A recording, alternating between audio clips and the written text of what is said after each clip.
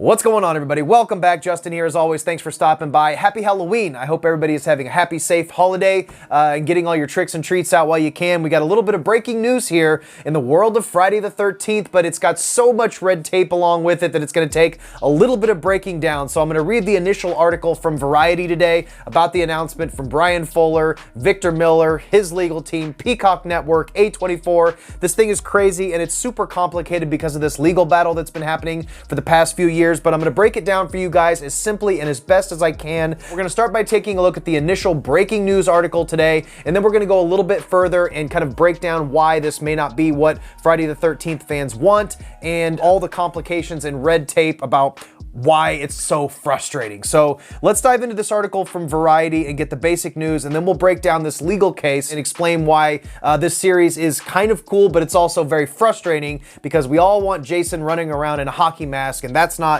most likely what this series is going to be. So this article was actually updated a couple hours after it broke. There's a small detail that changed about possible sequels and possible elements from the sequels being included in this, but it's still kind of unclear. But the initial announcement is Peacock has given a straight-to-series order to a Friday the 13th prequel currently titled Crystal Lake, Variety has learned. Victor Miller, the writer of the original Friday the 13th screenplay, does not own the rights to Friday the 13th. He only owns the intellectual property within that script of the original Friday the 13th, hence why the series is not called Friday the 13th. Yes, it gets complicated. We're going to dive into that a little bit deeper. Exact plot details are being kept under wraps, although it is described as an expanded prequel, whatever the hell that means. That can always be kind of scary.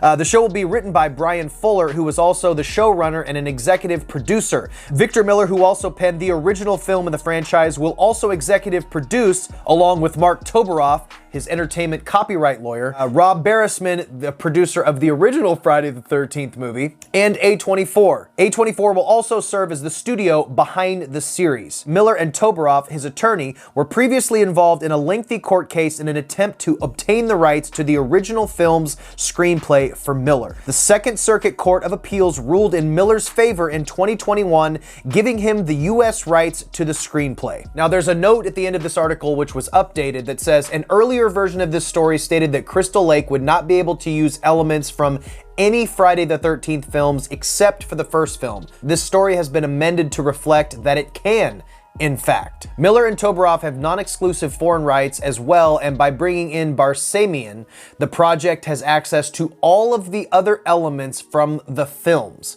But that's not exactly true. Coming from a recap on iHorror that I found, not so fast. Cunningham's side of the lawsuit states, this was his argument, Miller owns the intellectual properties of the first film, but not the title, nor does he own the rights to the original sequels, their characters, including the adult Jason, or anything past part 1. Cunningham got custody of the hockey mask too.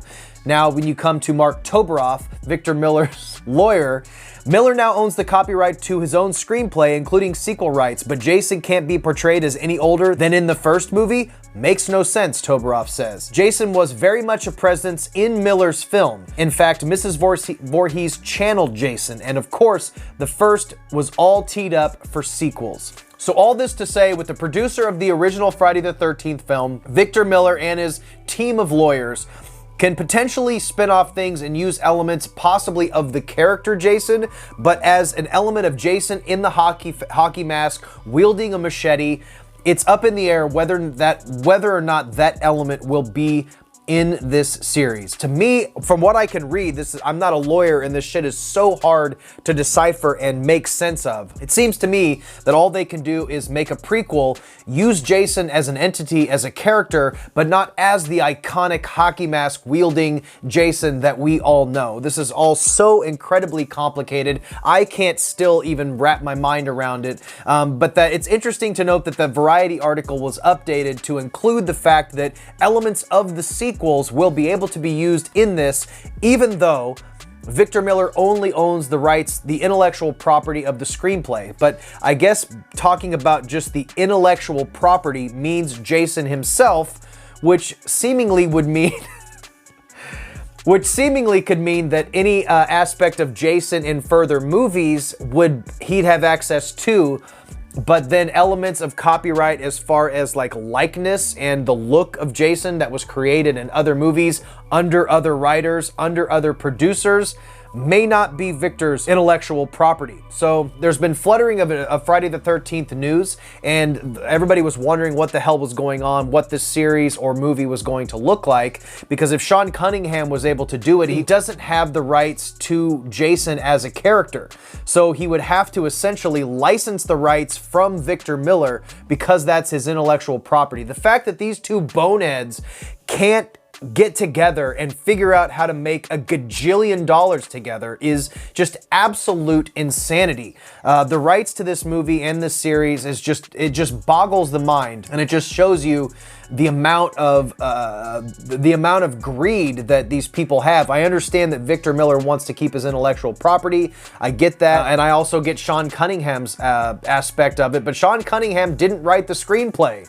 Okay, he just directed it. So it's like, I kind of am on the side of Victor Miller, but he created this beast that spawned all these sequels. The Jason that we all know, that we are all fans of, this Jason is not Victor Miller's creation. So it's just very complicated and very frustrating. One thing that is interesting is that A24 is the one producing this. So if there's a studio that's able to kind of push a creative force into making a non-hockey mask Jason series interesting, it would be A24, as well as Brian Fuller, who did an amazing job as showrunner for the show Hannibal, which is a really unique and well-directed show. I've seen a few episodes. I haven't seen the whole series, but that is an incredibly well-done show, and Brian Fuller is the main creative force behind that. So this was an exhausting video to make, but it is some pretty exciting news, depending on how you look at it. I guess this will make some fans happy, but for the diehards who want this Jason, it just may not be that exciting of a news story. It just might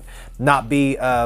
It may just be a nothing burger for the people that want the iconic Jason. So it's very complicated, but either way, that's the news, guys. Thank you so much for watching. I appreciate it. Like this video, subscribe if you are interested in my other content, watch my other reviews. And I think we're done here, guys. Stay weird. Remember to always be yourself, and I will see you in the next one. Bye. This morning, Billy looked like any other boy, but as the moon rose, he turned into a werewolf. He used new Pa's Halloween makeup kits. His friends did too. Look, Mike's a vampire. Amy's a ghost. Pa's makeup is safer than masks. It never blocks vision, and it's hypoallergenic too. So watch your kids turn into the creatures they really are with new Pa's Halloween makeup kits.